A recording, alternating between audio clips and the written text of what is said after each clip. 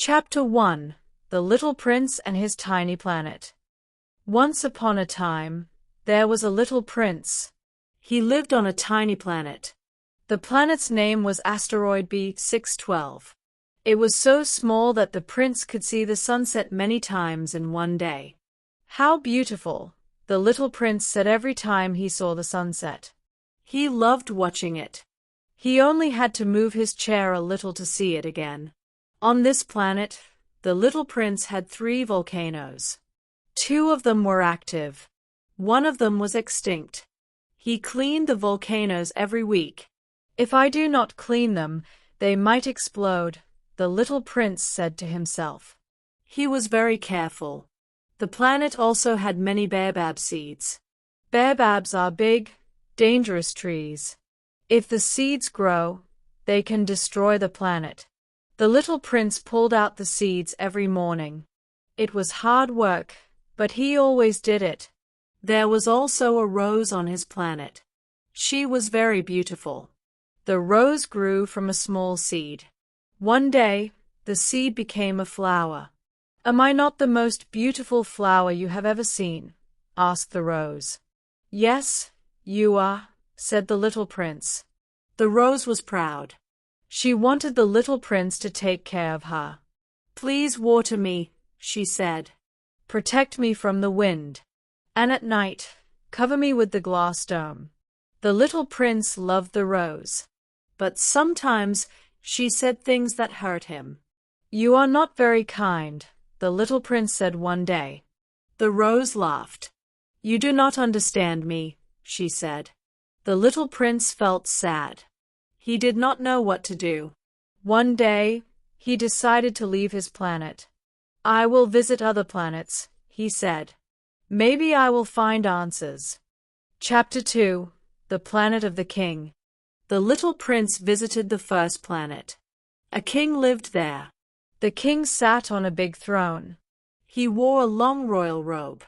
"Ah, here comes a subject," said the king when he saw the little prince. "What is a subject?" asked the little prince. "A subject is someone who follows my orders," said the king. "I am the king of everything." The little prince looked around. The planet was very small. "What do you rule here?" asked the little prince. "I rule everything," said the king. "I even rule the stars." The little prince was surprised. "How can you rule the stars?" he asked. "I give them orders," said the king. "I tell them to stay in the sky, and they obey me." The little prince thought the king was strange.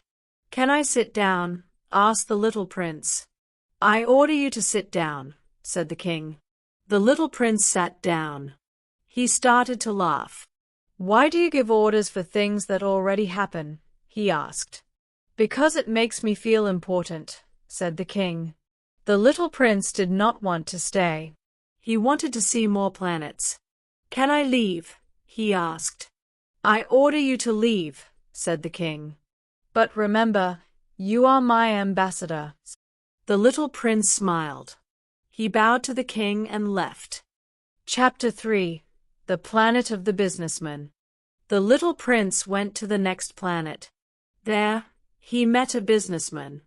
The businessman was sitting at a big desk. He had many papers in front of him. "Good morning," said the little prince. "Good morning," said the businessman. "What are you doing?" asked the little prince. "I am counting stars," said the businessman. "I own all the stars in the sky." "You own the stars?" asked the little prince. "Yes," said the businessman. "I write their numbers in my notebook. Now they are mine." The little prince was confused. "Why do you own the stars?" he asked. "Because it makes me rich," said the businessman. "I can sell them."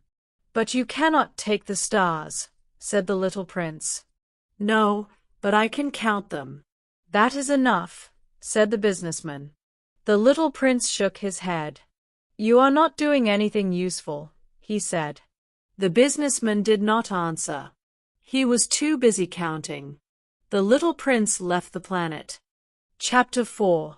The Planet of the Lamplighter. Next, the little prince arrived on a small planet.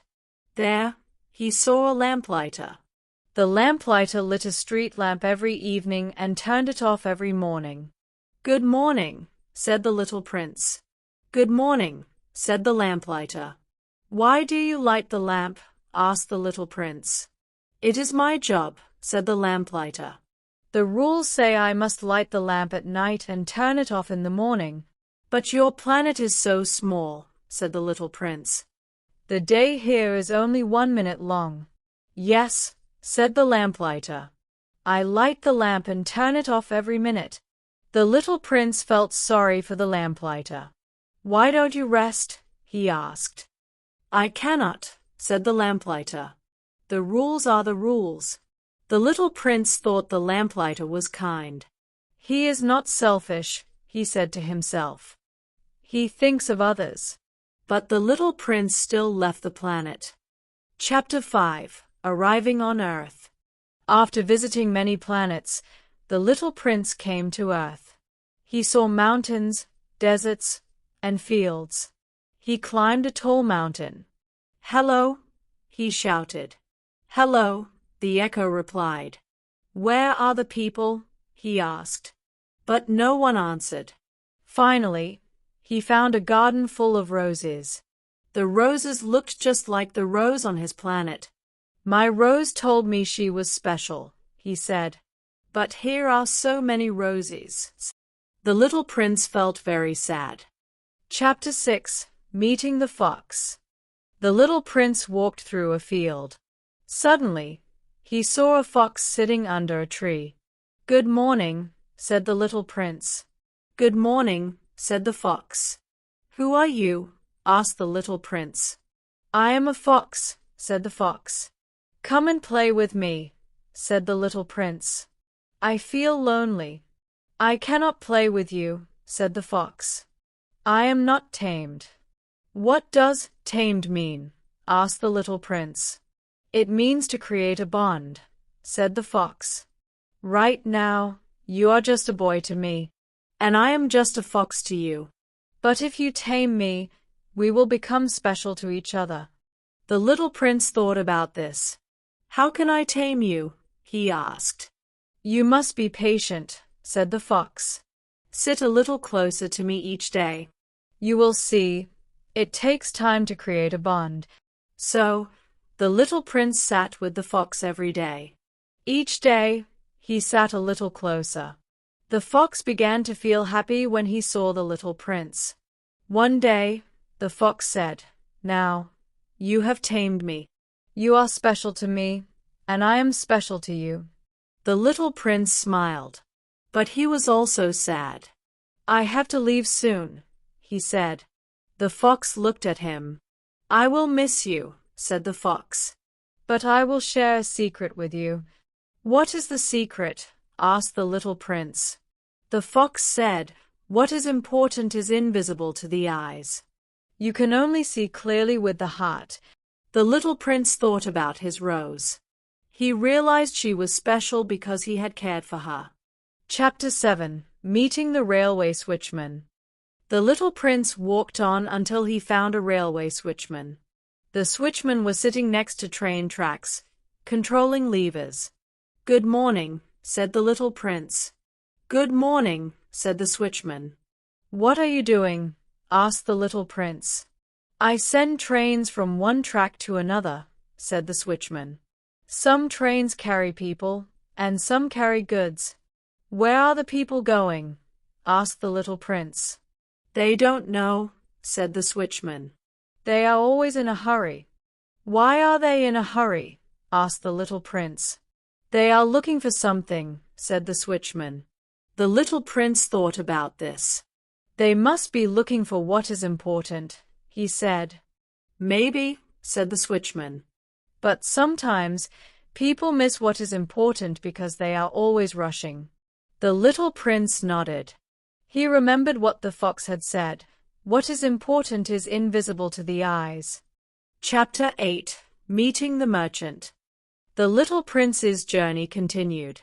He met a merchant selling pills. "What are these pills for?" asked the little prince. They stop thirst, said the merchant. If you take one pill, you don't need to drink water for a week. Why do people use them? Asked the little prince. They save time, said the merchant. You don't need to stop and drink. You can save 53 minutes every day. The little prince laughed. If I had 53 minutes, I would use them to walk to a spring and drink fresh water, he said. The merchant looked surprised, but the little prince walked away, smiling. Chapter 9. Returning to the pilot. The little prince finally reached a desert. He met a pilot who was trying to fix his plane. Good morning, said the little prince. Good morning, said the pilot. What are you doing here? I'm exploring Earth, said the little prince. The pilot looked at the little prince. You are a strange boy, he said. The little prince laughed. He told the pilot about his planet, the rose, the fox, and all the people he had met. The pilot listened carefully. He began to understand how lonely the little prince felt. Would you like some water? The pilot asked. Yes, please, said the little prince. The pilot and the little prince walked to a well. They drank the fresh water. This water is special, said the little prince. It is not just water. It is a gift of kindness. Chapter 10. The Little Prince's Goodbye. One evening, the little prince looked at the stars. I must go back to my planet, he said. Why do you have to leave? Asked the pilot. My rose is waiting for me, said the little prince. She needs me. The pilot felt sad. Will I see you again? He asked. The little prince smiled. Look at the stars, he said. Every time you see them, think of me. It will feel like I am laughing in the sky. The next day, the little prince disappeared. The pilot never saw him again. Chapter 11. The pilot watches the stars. After the little prince left, the pilot felt a deep emptiness in his heart.